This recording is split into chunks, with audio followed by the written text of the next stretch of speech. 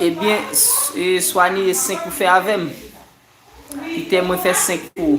Pa gen problem. E si toutfwa ou vle, mwen ka kite WhatsApp mwen nou ka pale, le m fe 5 lan pou ou.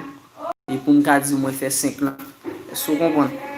Wadim, si wak te sou aksepte, map tou di ou li wak ekril. E si toutfwa ou wak aksepte, pa gen problem map fe yo. Asi gen moun le ou fe avèk moun nan, avèk vie fou kont. Apre 2-3 minit yo desan mwen ba vle fel kon sa. Esko kompon swani? Wadim.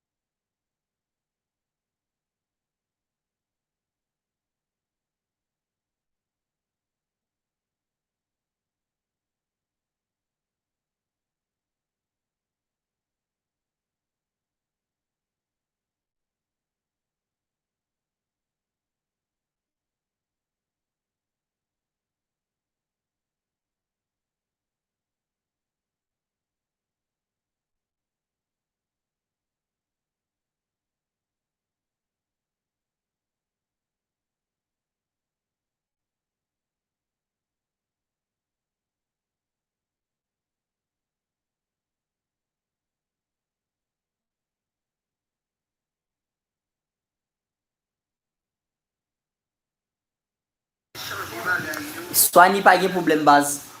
Eske se swani ou te met ba mon oy? Ok, ou te met ba mon oy sou nime ou pam nan? Ki talem, map tou koupe la, map kite telefon nan pon tan, map mette l pon ti chaj. E pi map tou remet. Non, pon gam, non, ne pe ti bate.